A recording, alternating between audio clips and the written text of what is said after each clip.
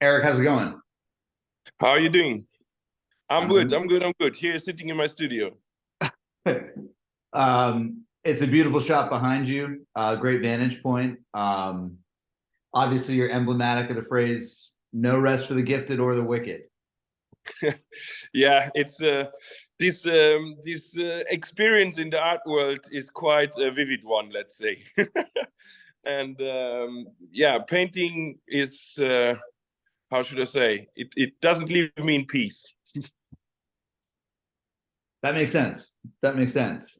Um, but like you said to me the last time we were chatting, you used an expression, something along the lines of the fact that the floodgates were open. Ah, Um, yeah, yeah. Last time we were talking, I just came back from a 2 weeks family holiday, and usually I'm everywhere and nowhere at the same time, which is not the best um, thing. So this time around, I decided to, like, when I was in the family holiday, just be in the family holiday, not be in my head in the studio, not be with whatever existential crises that these life choices bring with them. So I was just like, okay, I'm going to be just here, enjoying the kids, enjoying life.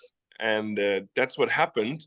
And after those 2 weeks, I got back home. The kids went to their grandparents, and I was like, okay, now I have 2 weeks in my studio. And I always feel stupid when I tell people because nobody understands. Everybody thinks that I'm in the studio 24/7 all day, every day, and I just live here. But unfortunately, that's not the case. We have two kids, and there's a lot of things going around that. Living in Luxembourg is pretty expensive, so there's some money that has to be made in order to be able to paint. And with the years, I realized that organization is key if I don't want to frustrate all day, every day.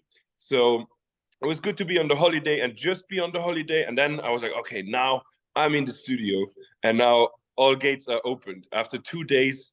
Because I've done a couple of residencies, and before COVID, even I did start this work and travel thing where I went to New York and tried to find a studio for a week. Couldn't find one, painted in the street, but did about 20 paintings in a week. Same in North Carolina, Australia, Sydney, Melbourne. So I was like, okay, I'm pretty. It's a good thing for me to have these little windows that open up, and during those windows, nothing else is happening in my life. Just like from 6 in the morning to 6 in the night, just like bam, bam, bam, bam, painting. And yeah, that's when the last time we were talking. It was a couple of days in, and like the gates to hell, and not in a negative way, were open, or the gates to heaven, however you want to call it. It was just pouring. I think in the 2 weeks, I did about 50, yeah, 50 very solid paintings. And it's always interesting to see how lost you can get in the normal life, or the civil life, how I would call it, and how all the answers are found once you're painting in the studio. Everything makes sense, although it doesn't help you for the other world, but life makes sense when you're painting.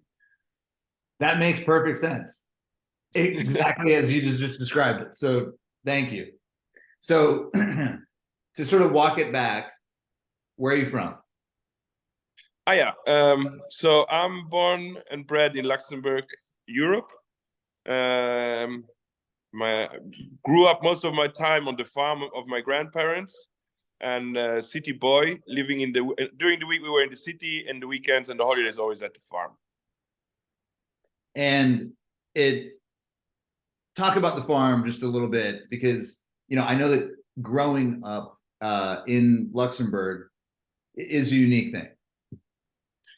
I mean, growing up in general is a pretty complicated thing, and I always define as having kids. They are 10 and 11 now, so it's like, okay, where was I when I was 10 and 11? And I know that the best part of my youth was definitely the innocent one as kids, growing, running around on the fields and in the forests here on the farm, being with the animals, building sheds and whatever, So that was a crazy thing.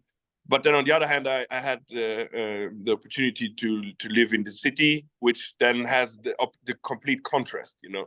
And growing older, and the last 15 years, it was completely clear to me that my future would be on the farm, because it's just I explain it to people, like, when you're in the city, it only takes you, no, when you're in the farm, when you're in the countryside, it only takes you even going to the city that everything changes already. You know, like everything's like, oh my God, it's so stimulating.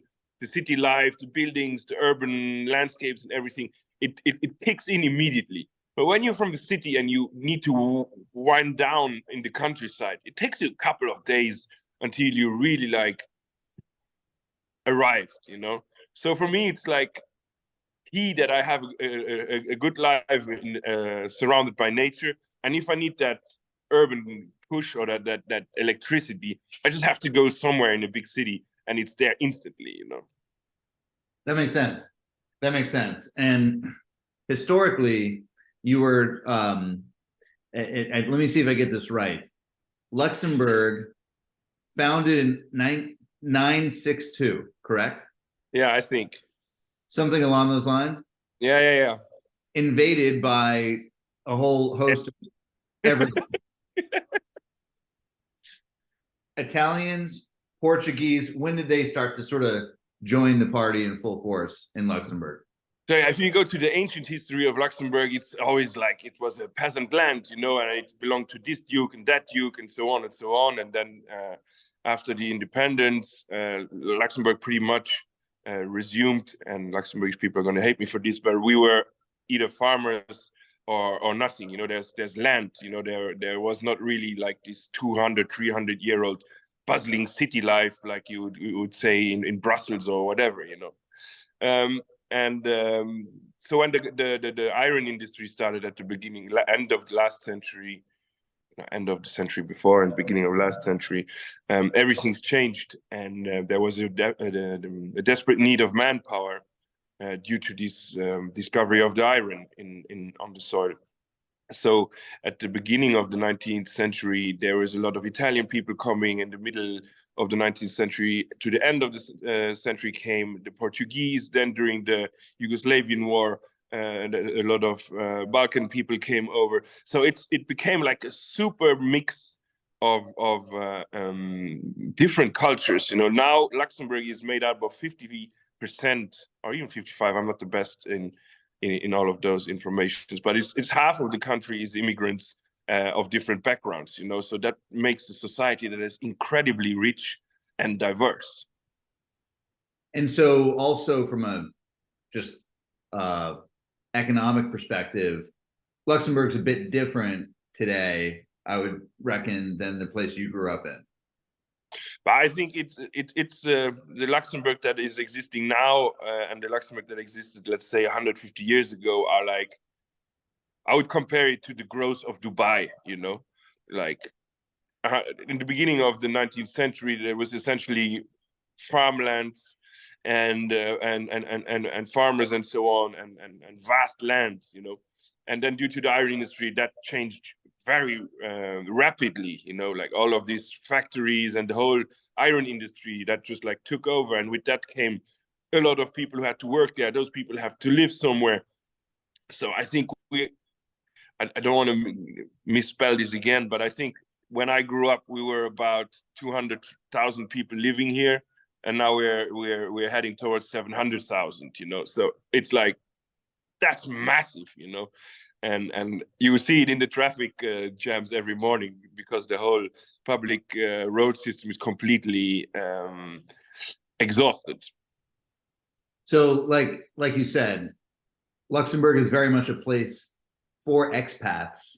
And speaking of traffic jams, how much exactly did you say that a parking spot would run you in Luxembourg?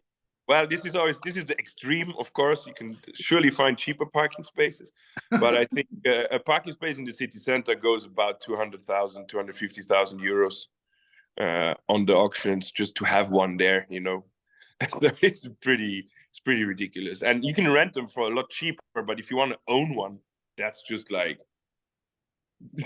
the big envelope. Right, that's a big envelope.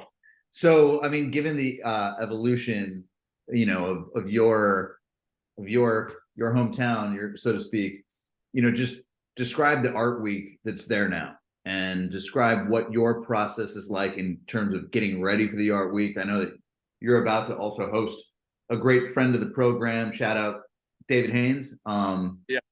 So just talk about the art week and what that's become.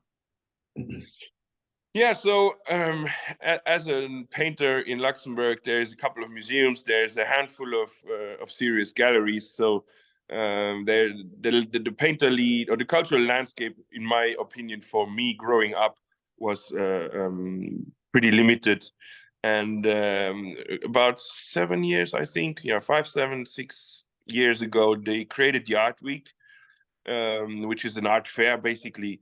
But that has rapidly been evolving over the years, and pretty much brings the circus to town, let's say, which I like, because it's the only week where like there's off programs, there's satellite exhibitions, museums, there's talks, there's exchange, there's a lot of people from the industry and not only the industry, but people from the art world gather around, and it's growing every year. So it's the perfect time to bring awareness, to have the spotlight on artists in Luxembourg, from Luxembourg, because we're a very economy-driven country. Culture isn't anywhere near the spotlight. So it always feels good when there is some attention brought to the scene, the country, the cultural scene in Luxembourg, the different artists. There's a lot of studio visits, and every artist is gathering around his fair, goes in, goes out, and it has programs and then invites people over. There's studio visits, as I said, and it's a pretty cool atmosphere, I feel. Yeah, no, I can imagine how nurturing it must be to be, a creator in Luxembourg, in and around that zone of Europe for such a thing. Just like, culture of the young creators, the young collectors. But not everyone has the same enthusiasm that I have. There's a lot of artists who don't want to do anything with this financial circus that is the art world. So there's not everyone is as motivated with their due rights. Everybody looks at art and art making differently. But for me, I think it's very important, because being from Luxembourg, there are not so many export possibilities, let's say. If you're an artist from New York going to London, oh my God, you're the artist from New York. If you're from London, oh my God, you're from there. Nobody knows where Luxembourg is, or whatever it is.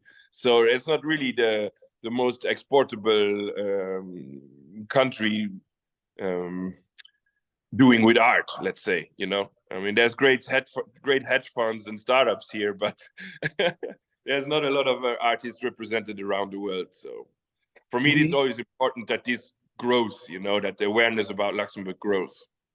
No, for sure. You used an expression when we were previously chatting about it that I wrote down that I thought was sort of compelling.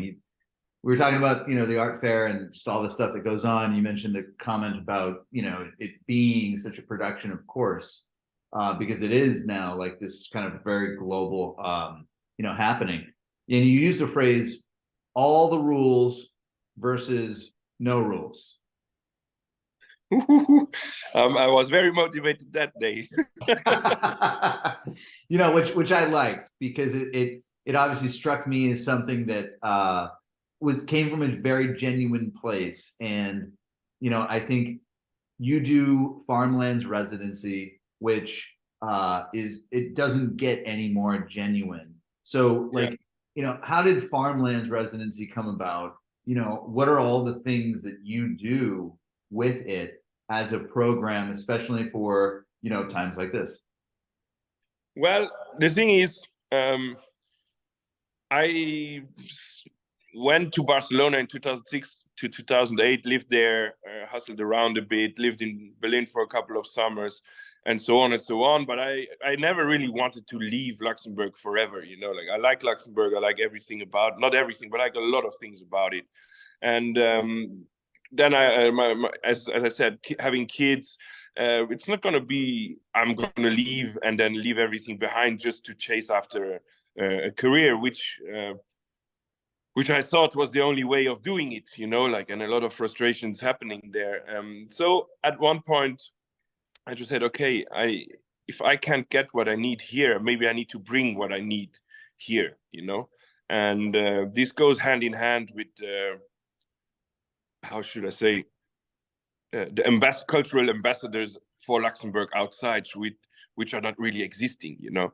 So I said, okay, why don't what am I missing? I'm missing community. I'm missing exchanges. I'm missing sitting around and just talking about everything about art that no other humans give a fuck about, and like these kind of stuff. And so, you know, artists are pretty complicated to match up. Not everybody likes everybody, and it's always like a bunch of artists is a bunch of egos and a bunch of stories. So it's not like put 10 in the room and then they all get along. No. So I started to invite people over which I knew abroad, or basically also from Instagram, which I followed their work. And I was like, man, we need to catch up. We had a couple of calls. Blaži Ruzin was the first one, a guy from Poland.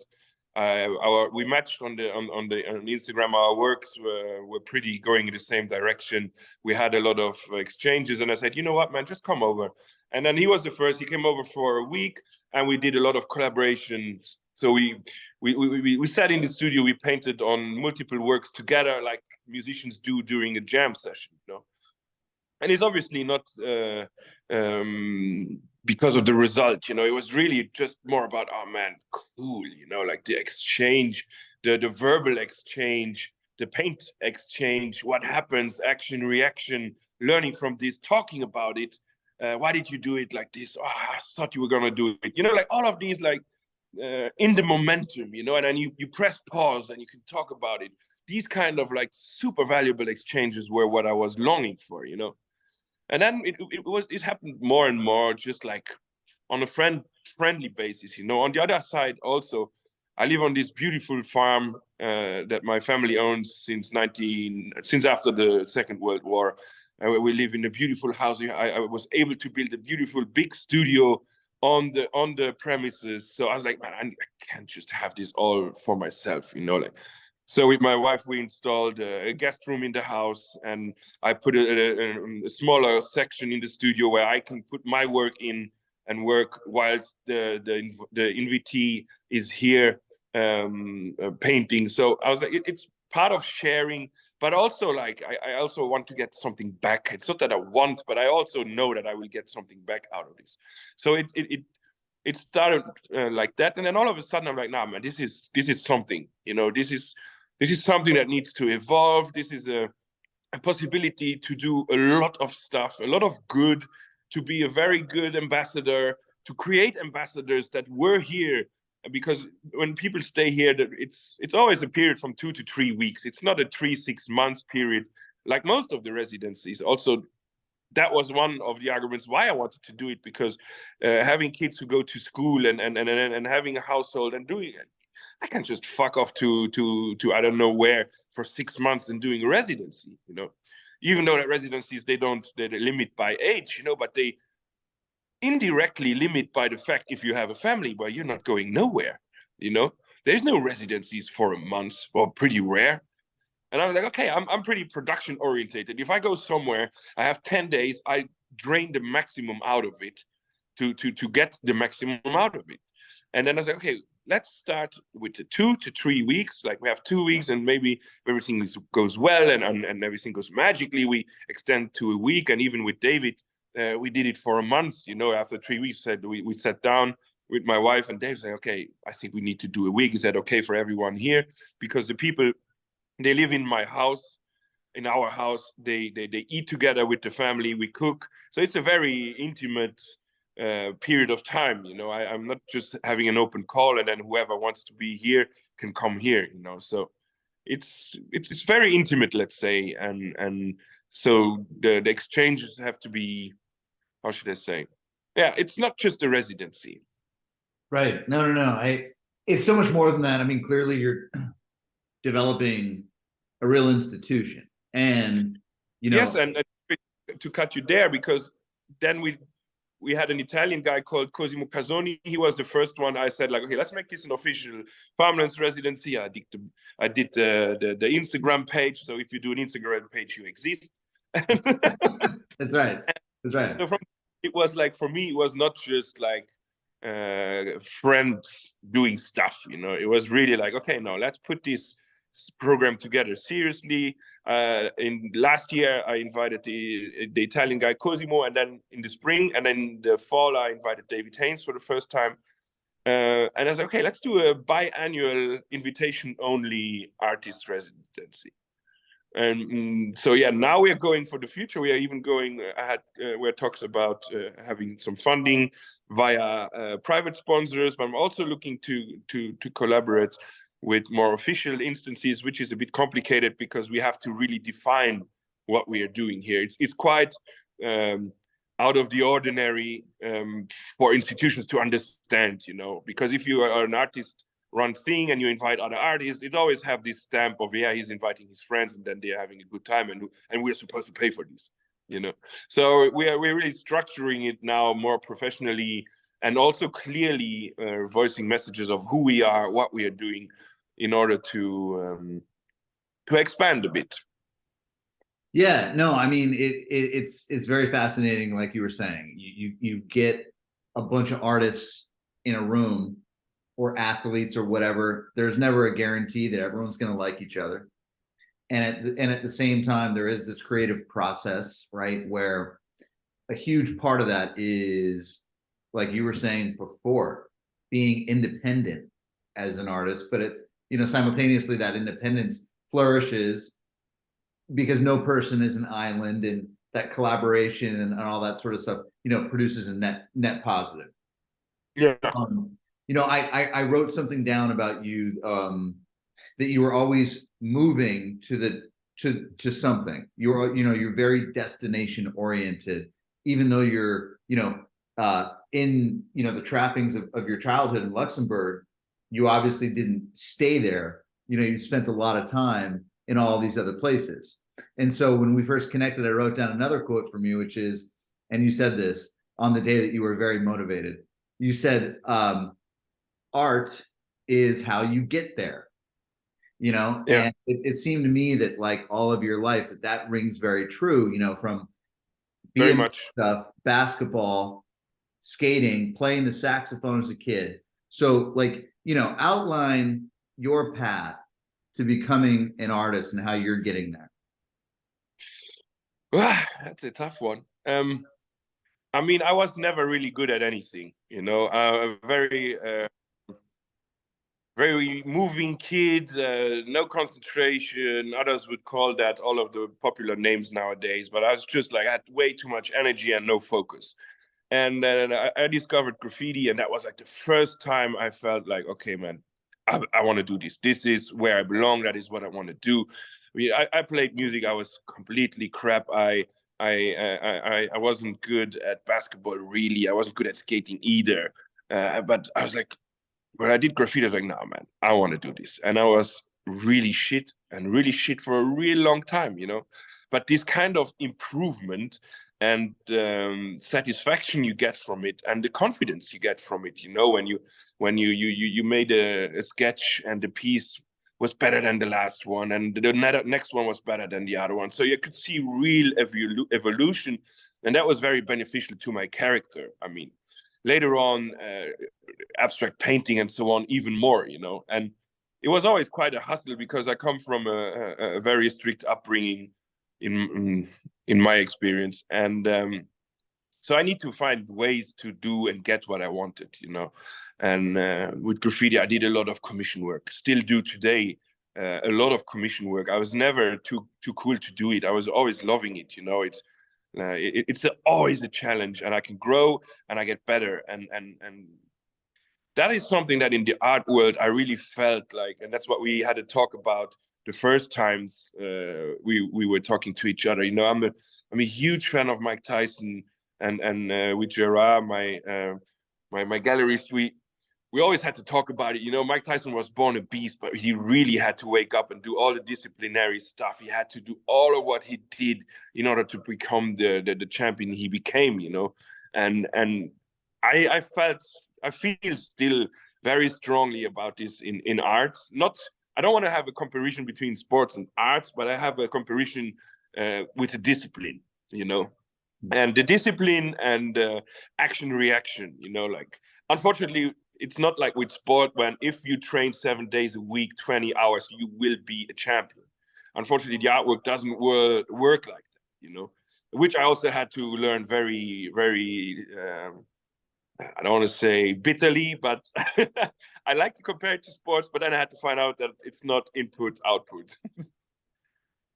Well But yeah, said. so that somehow made me realize that creativity for me also means problem solving, you know, also means like how do I get there, you know, like that's in the common tongue. Being creative is not obviously painting or doing anything anything artsy, let's say. You know, being creative means solving problems, or like, oh, look at how he did it, oh, look at how she tied that thing, that's very creative, you know. And then so that part really took a lot of influence on my entire life, you know. A lot of my friends call me a problem solver, you know, go-to guy, jack of all trades. Whenever you don't know how to do it, just call me and we'll find something, you know.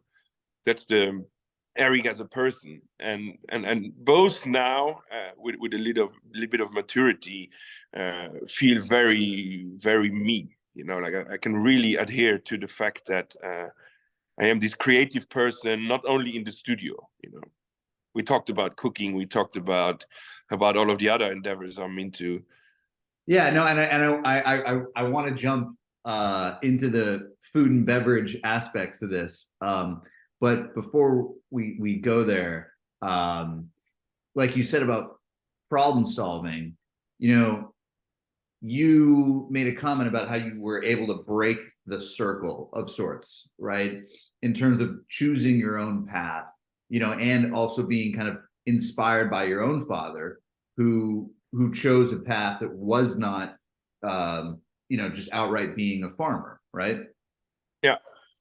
No, my dad's he's the eldest of five. My grandfather was in a family of 10 or 11, and so my dad, as the firstborn, he's like, obviously, as a farmer, you become the farmer, and he's like, fuck that shit, I'm not gonna do that. That's not what he wanted to do, you know. He's like, he's super fascinated by the whole botanical world and plants and animals, everything. And he decided, like, nah, man, I'm not gonna become a farmer. I'm gonna study. I wanna be a I always say he wanted to become a discoverer, you know. But yeah, he moved on to be the first of the family not becoming a farmer. He rejected that heritage. He went to university instead, got a diploma as a botanist, went to Papua New Guinea and discovered a plant for his master's degree, for his doctor's degree, you know. So it's quite already like out of the beaten path, you know.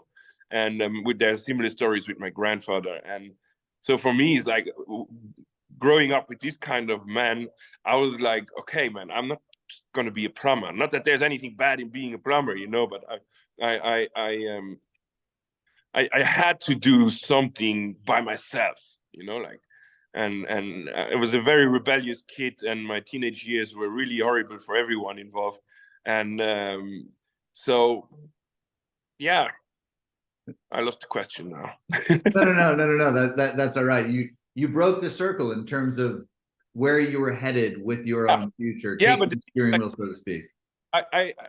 I didn't fit in anywhere, and I fit in graffiti, like this kind of misfit culture of people who aren't talented in sports or music, you know. Like you had the punk scene, the skate scene, and everything, you know. And then all of a sudden there was this movement of graffiti writers, you know. And I was like, that's my thing, but I'm not going to be able to live from that, you know. There's no career in that. At least 20 years ago, there was surely no career in that. Nowadays, the landscape is a bit different. But back then, there's no way I could be supporting my life, you know. And yeah, now I can, but I know that it's been a very long and very bumpy road, you know, and still is today. You know, I also learned with the years that there is no such thing as you've made it, or the idea of you made it, or the idea of it's not a mountain that you will ever reach, you know. And that's also a bitter pill to swallow, I do have to admit. So I want to put a pin in that and come back to that notion of having to do it again. And for all the people out there that perhaps don't know enough or much at all, maybe, about the world of, you know, like you said, graffiti and everything else. You know, you made the decision as a young person to, just like you said, paint storefronts, paint whatever, just, you know, immerse yourself in the opportunity of being an artist. And one of the things, talking to you per your Mike Tyson comments, was I always love this George Bernard Shaw quote, where effectively the line is, nothing is worth doing without great consequences, which I feel like aligns with a lot of the stuff that you're describing, certainly with a Mike Tyson, a fighter, a boxer, champion, somebody who's going out on the ledge, so to speak, which I know that, you know, in an all or nothing kind of sense, is what you have to do to push yourself to create that next piece, right? And so you started. Sorry to cut you there, but the all or nothing thing is really a very important thing in my life. I try to stick by it as much as I can. It's not always possible. There's not always black and white. Sometimes there's a million grays, but in general, it's in the art. Let's say in the studio practice. Let's say in the world of me in the studio, all or nothing has been the most rewardful thing ever in terms of paintings, in terms of decision making. I always talk with a kind of shrink, a good friend of mine. We always talk about this. Eric having two worlds, you know, like there's the civilian Eric with the family and friends, and then there's the artist Eric. And the artist Eric knows a lot of things more than the civilian person does, because basically what I do and what a lot of artists do in the studio is like taking risks, really real risks, even though the consequences might not sound so important, you know, but it's the same exercise of taking risks. Destroying a painting to save it again is the same risk as jumping out of a plane in the magnitude, I feel. And I have always been rewarded in my studio practice by taking risks. And so these kind of experiences I try to bring in my civil world or my normal life. And it's not the same, you know, like I always compare it to the fact that if you're a surgeon and you do one thing wrong, somebody dies. If you're in the studio and you do something wrong, it's only a canvas, you know? So it's not the same, but the exercise for me is somehow, I don't know if people understand this or not, but the exercise for me is the same, you know? And it has proven me right in a lot of situations in my life. If going for something is really, really beneficial. Yeah, no, I mean, I love the documentary Last Dance about Michael Jordan. And one of my favorite moments in it, there's a quote that Phil Jackson, the coach, has, where he says, you know, who cares or whatever, if you're successful, you have to prove it again. Yeah. You know, and just keep that movement happening. And so I want to come back to your process, obviously, but you then made a decision to move to Barcelona in 2006. Yeah. And I just want to mention, I want to add context to that, because I remember when we were speaking before, one of the first things you said, like, I moved to Barcelona, which is obviously a sort of a cornucopia of imagery in and of itself when you just sort of think about that sentence. But you were like, I moved to Barcelona in 2006. And then you were like, Spanish graffiti is different. Yeah. Yeah, I mean, in 2006, I was completely immersed in the graffiti. There was everything. And the first time I took an airplane was to Barcelona. And that was in 2004. And I looked at this city that was back in the day, was the height of the street art, as I call it. Not what we see now, but what was developing from all these kids coming with graphic design into graffiti. So there's all these posters, all these stickers, all these kind of things everywhere. And Barcelona, I touched down in the city, and 3 stories high, everything in the city was painted. But not only vandalism, graffiti, but really like beautiful stuff, like just people expressing themselves. more graphically, a lot more characters and stuff. Not only like, I would say, comparing it to the UK or the German, French graffiti scene where it's like pam, pam, pam, letters. You know, these were like paintings for me, and I was like, man, this just hits differently. And going to group murals and a lot of people together, there was so much more thought in what the picture would look like than just putting up your name on the wall. You know, like there was so many people not even spraying, you know, like just with brushes and rollers doing backgrounds and stuff. And I met Spanish painters already in 2002 and 3 and 4 on the meeting of styles around Europe, and their murals was like what made my heart bump. You know, I was like, what is this? What incredible, you know. And so it was completely different because it was more about the painting exercise of it. And that's also how I somehow evolved into, now, man, I'm done with graffiti. I just want to do abstract paintings. You know, I want to discover, you know, when you do a 50-meter wall with 10 graffiti writers, and you roll it from 8 in the morning to 12 at night, you know, there's so many brush hours, so many strokes that you do, and that makes something, that did something with me, you know. And I was like, nah, man, fuck that shit. I can't repeat my name and my sketch on my wall and blah, blah, blah. All of this, I'm done with that. I just want to paint, you know. Right, right. And like you said, at the same time, like constantly leave your comfort zone to go from something like graffiti to abstract, abstract to galleries, galleries to, you know, doing things as you are on an international level. And like every time you're almost kind of like redefining, you know, your persona kind of in this space, like, right? I mean, the thing is, nothing ever happens in a comfortable situation. Nothing, like absolutely nothing.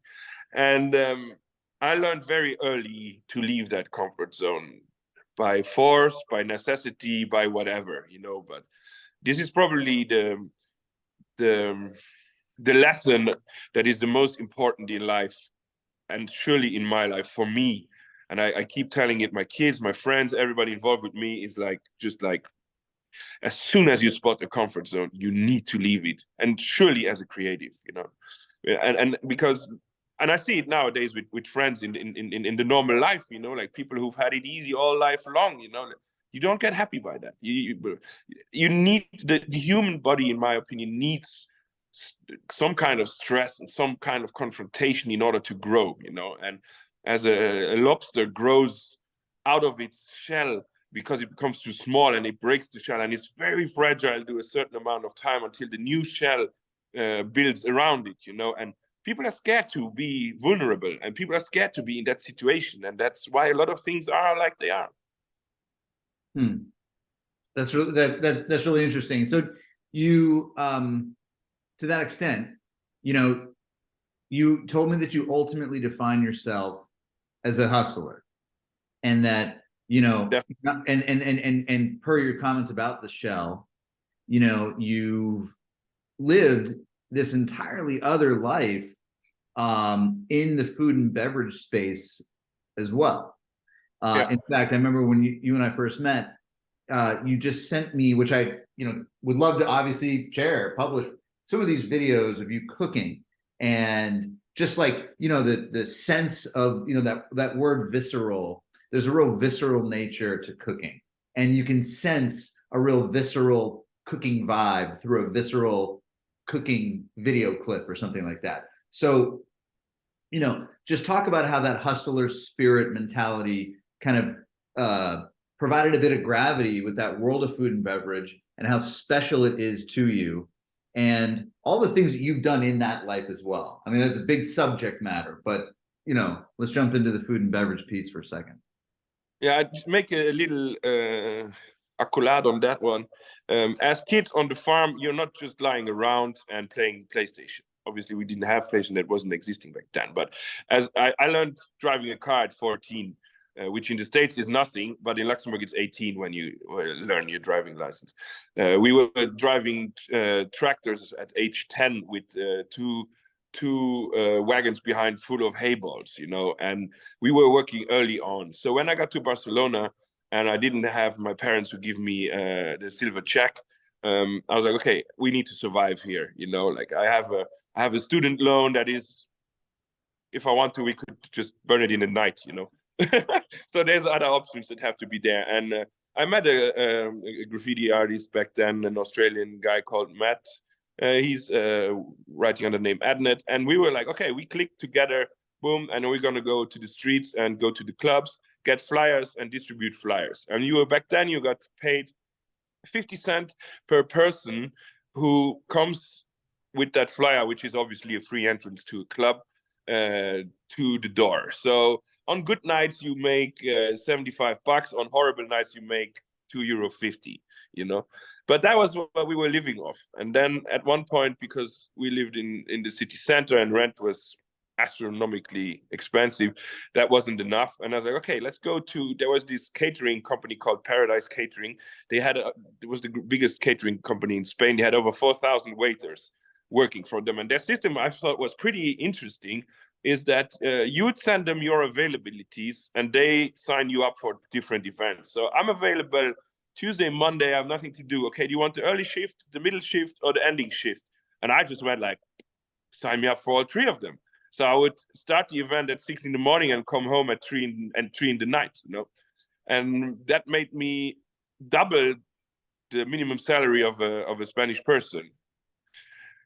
So I was affording my apartment, and I was like, okay, this is it, you know. With my girlfriend from back then, we had the big dream to leave Barcelona, go to Australia, meet my friend Matt. So we went back to Luxembourg. There's a big fun fair, like Coney Island fun fair, huge thing, and you can make a decent amount of money in 3 weeks. So my plan was, okay, I go there, we work there as waiters, and then we just take that money, go to Australia, and then we see from there. Unfortunately, it rained a lot, very, very much, and I made not even a third of the amount we needed, so we were stuck in Luxembourg. I called a couple of friends, and they referred me to a friend of them who was opening a club restaurant. That was also a new concept back then in Luxembourg, and I started there as a water boy, where you just go like put water on the table, take the ashtrays away, and that's it, you know, like you're a runner, barback runner, whatever. And then after 2 months, I became a barback. After 3 months, I was a bartender, and after 6 months, I was assistant manager. Due to the work ethics, you know, like I took this pretty serious, and back then, and I think even more now, you can climb ladders pretty quickly if you have a good work discipline. And then I moved from that club to another one where somebody was looking for a manager. I became manager there, co-manager. And that's when I met Gerard, who is today my gallerist. Wow. And you grew this sort of rep or whatever, right? Like you said, you climb this ladder in this world, which anybody who has ever been around it, right, often will refer to it as people in the industry, you know, people who work in bars, restaurants, whatever, part of the team, part of the staff. Yeah, you know, and I remember you have this great quote where you're sort of describing this era, your attitude in it, and it just feels like such a pull, right? Like you were like, whatever it is, I will find a way to make it go, right? Yeah. Again, from your but motive. you don't have a choice. It's 3 o'clock in the morning, and your ice machine is out. What the fuck are you gonna do? You know, or it's 5 afternoon, you're in full after work, and 2 dishwashers just simply implode. Or, oh my God, we run out of Corona, blah, blah, blah. You know, like it's just, there's no time. Managing, there is no time for whining and crying. It's just like, okay, we need to fix it, and we need to fix it now. And that kind of training, like, has stuck with me until now, you know. So if you can, just sort of like highlight how you went through those ranks and then arrived at the bartending kind of, I mean, you're like a real deal, real McCoy person of like cocktail expertise to an extent. From the conversation that we had, I could tell that you've got a a pretty deep repertoire in terms of just being somebody who's a real deal mixologist. And I wanted to like kind of call that out because I could tell again from the visceral nature of these food clips. I'm like, dude, this guy's not messing around when it comes time to like busting some of these elements out and putting them together in interesting ways. Well, this point has to be split into the multiple ones again, because it's not as simple as that. First of all, I have to divide it into cooking, bartending out of necessity, and then later on we opened our own bar and sushi restaurant and so on, with an ex-girlfriend of mine. So these are 3 points which lead to where you are at.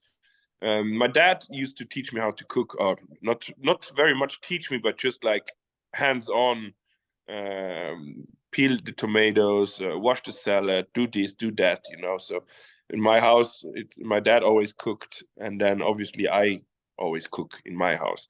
And cooking is just very similar to painting for me. You need to learn some kind of basic rules, you know, how to cook pasta properly, and and then not fry potatoes and whatever, you know, just simple rules, and then you can go, you know. And it's the same with painting. There's mixing up of different ingredients, getting a feel for it, getting a touch for it, and then once you know that, it's pretty much a wild card for an open journey, you know. And then cooking, yeah, that's very creative, I feel, and that's why I can't bake to save my life, you know, because baking is just like following the rules, the measurements. You put 10 centiliters too much, nothing will happen, you know. And cooking is different. It's just like pam, pam, pam, pam, pam. And that's also how I paint. For food money, I used to be a bartender at Gerard's Club, and I love that, you know. But back in 2006, we were talking only about margaritas, Long Island iced teas, mojitos, and caipirinhas. You know, it's not the world that it is now. Back then, it was just like straight on. I want this, that, but volume. You know, we had a club that were 1,000 people, 2,000 people on the night run through. You know, and there's a lot of Coronas and a lot of margaritas and all of that kind of stuff being done. So it's more on the volume than on the quality. But after that experience as a manager there, my girlfriend back then, her dad was a notorious bar guy, and he inherited her a bar that was complete crap, and we had to redo it completely, but which was a beautiful experience till a certain time. And what was great there, I've met a lot of bartenders that were hugely more passionate than I was. You know, I can do you the couple old fashions, Negronis, and some kind of stuff, you know. But there are new people. I got to meet people that were like freaks, you know, that did infusions and stuff that nowadays everybody does because of Instagram. But back then, they were like freaks, you know. And I when we did that bar, and we immediately employed 2 of those guys, and I was more or less their dream boss, you know. Like me and finances, that's a whole chapter, but I'm a passionate guy. So obviously when we do a cocktail bar, we did the first speakeasy bar in Luxembourg, and we had about every whiskey or rum of quality that you could find anywhere. I think at one point in time we had about 150 gins, just different gins. From 2, we had 600 euro bottles whiskey on the pour to make in the cocktail. Obviously the cocktail costs expensive, but like that was like a world. And those 2 guys, they came up with stuff. I mean, like, they won championships. Some of them went to the Bacardi Legacy. Some of them did other stuff, and I was like passionate about it. So that's my thing in life. If I discover something, I take a deep dive in the rabbit hole, and I don't come out of it for.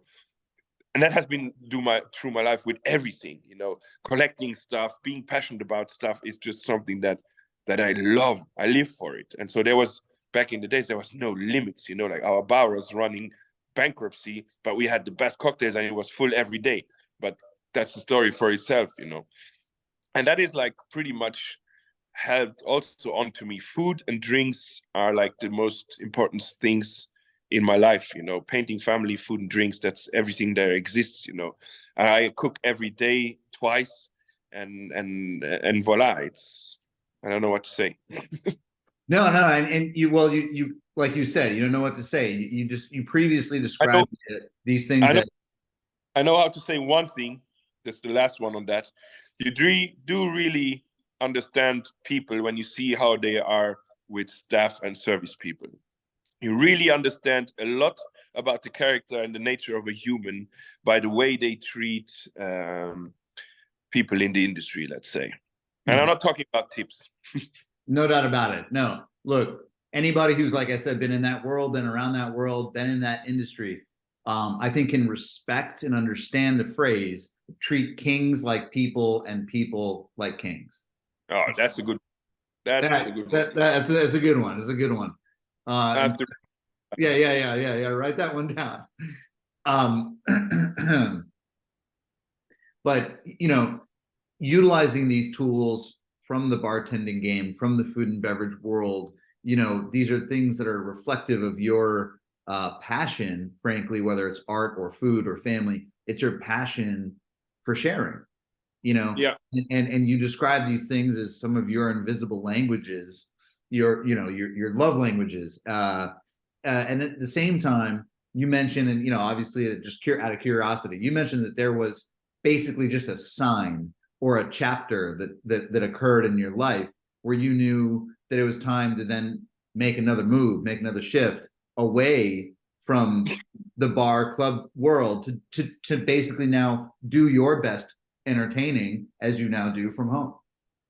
but I'm a pretty restless person, and I don't want to say I can't stay in a place very long, but I can't sit still for very long. And also, nobody has to forget about how hard that life is. Being a bartender or manager, that you live an opposite life. When your friends celebrate Christmas and their birthdays, you are behind the counter serving people. It's a service industry, and so it's all day, every day. And it was good at one point because we started the job at 4 and something during the weekdays. You were home at 3 or so. So okay, go. You save up on the sleep, and then you could wake up very early in the morning, go to the studio and paint, and then go back to the job. This is basically what I did all the time, and the occasional long lunch. But for me, it was always like that is not my life, like that's just, I need that to provide for money for my career in art, because art is like the ocean. It comes and goes, and then people are interested, people are not interested. That's not a sure value. It's always cyclical, and there's a knot that is made, and then the knot is very strong, and then the knot gets untied. And then I just said, like, okay, I can't. If I'm in the studio, the phone is ringing all day long about the other kind of stuff. And if I'm behind the bar or in the restaurant, I think about the studio all day long. So it's not respectful, it's not serious, and nothing great will come out of this indecisiveness. So I just like took another leap and stopped the food money source, and just went head over heel into the independent art world. Independent artist life. The difference between being compensated and being rewarded. Yeah, it's a pretty intriguing reward, let's say, but it's a pretty complex one. But yeah, it's definitely the best thing about it is you do not own any one time besides yourself, which comes with the pros and cons, obviously. But that's already a big pro in general, is like not owning anybody time. So I have to conclude here a bit. 2 lightning round questions. One, please explain your love for the cinematic classic, The Mighty Ducks. Yeah, I mean, I turned 40 last month, and there's a lot of reflecting going on about what have you done, where are you, and what's still to come, and analyzing where we are now. And I think the world we live in now, for me, is pretty different from when we grew up, We grew up with a big post-war. The Americans ended World War II. Seeing my grandfather, you could never say any bad word about an American to my grandfather because they saved us. And obviously the 70s, 60s, 70s, 80s with a bit more technology, TV and so on. And then we were like, everything from the States was glorified. NBA, I mean, I know a lot of people who still have their first Michael Jordan jersey. You know, we were the generation that watched with my grandparents the Olympics in Barcelona, where the greatest American basketball team ever played. We were sitting there on the TV, me, my cousin, my sister, my cousin. Everybody was in front of the TV, just like. And then obviously when you got to see these movies like the Mighty Ducks, you know, they were like pretty badass with the masks and so on. And I'm like, wow, it's rough. And, you know, like my first American sport contact was like basketball, you know. NFL, I saw from books, but we did not have TV channel, like where you used to watch this on satellite, you know, like nobody has satellite here because we have the TVs from here and that's it, you know. Only rich kids had it. And we go over to your rich friends and you're like, oh my fucking God, you know, like satellite and cable, how you call it, you know. I'm like, there is like, what is this? You know, we went to see Terminator 1, all of these kind of things, you know. And then I discovered ice hockey and I was like, oh, this is so cool, you know. And then interesting because my brother, my small brother, saw these kind of things too and then became a professional ice hockey player, you know. So it's interesting, you know, this impact that the American culture had on a lot of people in my generation here. You know, in other countries it's different, but here it's very big. And what is your brother's name? Gilles. Yeah, he played from 18 to 30, from 6 years to 30 years ice hockey his entire life. He was a goalie at 6 years old. Wow. Yeah. Shout out to your brother. Yeah, I hated him for it because my dad drove him to practice every Sunday at 6 in the morning, and I always had to take the bus to my practices. But other than that, it's pretty impressive what he did. Sounds like it. Sounds like it. Okay, second question in this lightning round, and this is a little bit of a, I guess, period piece stamp, if you will, a time capsule. As we sit here, East Coast time, you know, in the fall of 2023. Describe your sentiment around the idea of how no machine can ever replace the feeling of making a piece of art. Yeah, that is related to the last things we talked about last time. I had this, somebody thought it was a great idea to invite me to a conversation round with the topic of AI being friend or foe of the creative industry. And I was invited there. I went there. I was like, okay, cool. Let's talk about stuff. And I was the only painter. The others were all people from that kind of industry. And I was like, you got the wrong guy, guys. I have nothing to do with anything of this. But it turned out that after the discussion and so on, my point was pretty interesting about that kind of thing, because people think that painting is about painting in the end, you know, when it's merely just the result of painting, you know, the visual token that you take with yourself after the adventure, if I might call it like that. Everything happens in the moment, and the decision making, the observation, the analysis, and all of that, you know. So I was like, in that talk round, I was like, yeah, okay, guys, it's surely the machine will become very potent very quickly, and as soon as those 3D printers on the walls are a bit more efficient in a couple of years, yes, you can ask AI to draw you a beautiful picture of a pink rabbit fucking a cow, and then you can print it on your big wall, and that's all about it, you know. And I'm in no manner anyhow concerned of any of this, you know. I'm a human who cooks with fire and who throws paint at the canvas, you know. So my life is very in the physical world, very much, and it's already complicated enough there. This is for certain that the world that we know, IRL, already complex enough. Yeah, I mean it's an enigma, and I mean from the moment you're born to the moment you die, it's a never-ending learning process, you know. And of course, there's tools and so on, and of course, it has been proven by history, and which is something that I think people neglect a lot, is the history aspect of life, where the humans come from, what has happened in the last 100 years, what has happened in the last 1,000 years, not even talking about what happened before. It's like everybody was scared when the camera came out. Everybody was scared when the TV came out. Everybody was calling devil thing when the internet came out. And look where we are now, and we're still criticizing. It's normal. People are resistant to change, you know. But I will not witness what is happening with that.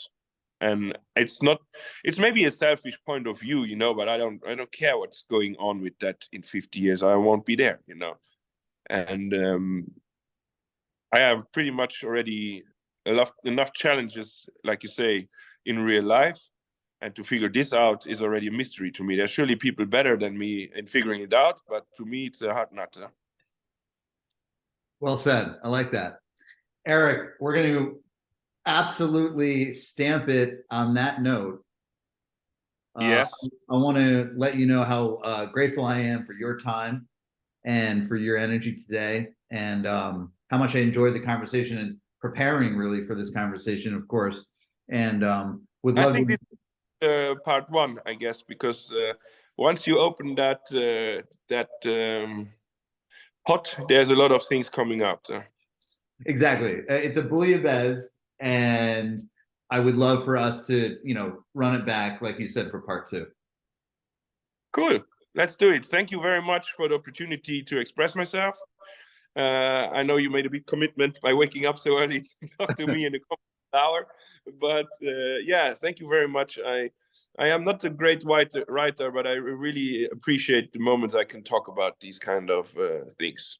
No, it's an excellent conversation every time. So thank you once again, and let's do it again soon. Thank you very much. All right, cheers.